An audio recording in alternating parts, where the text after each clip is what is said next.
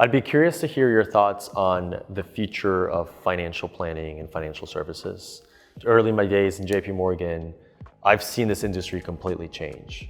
From being able to have to go to an advisor, purchase your A shares or B shares or C shares, and that was the only way of really accessing investments, to really being able to do that on your own now online. So I think advisors and firms are really being challenged to say, what is the value proposition? Why should I be working with you over a self-directed? So I'd be curious, where do you see 5, 10, maybe 15 years from now, the industry going from where it is today? So we've already seen a shift from broker-dealers to independent advisors, RIAs, right? And I think having that fiduciary advisor being held to the best standard instead of just a suitability standard, right? There's a lot of things that are suitable for our clients, but there are a few things that are best for our clients. And transferring that onus from, a client's, say, investment decisions or financial planning decisions from them to an advisor is really imperative, and kind of what we've seen so far, and will only, project into the next 5 to 10 years.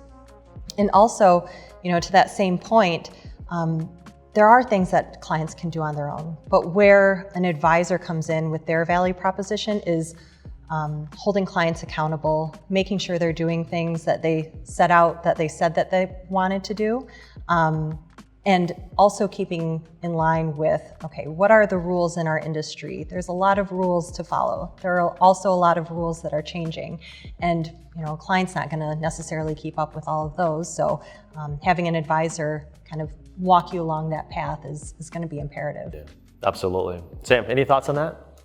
Yes, I certainly think advisors are going to expand their roles as financial advisors. Investment management will always be in the picture, but there's going to be other types of financial planning that financial advisors are going to expand and offer to their clients. Estate planning being one of them, which is already happening. Tax planning and tax preparation. Giving financial advice on healthcare options for folks who are working with retirees. Assisting clients with banking, right? There's technology is only going to help us expand that service offering even further. And I think that if you want to remain competitive in tomorrow's market, expanding your service offering is definitely something that will benefit you. Absolutely. And we've come across a lot of studies that actually highlight how young people, millennials included, we love technology, but we still want that human approach.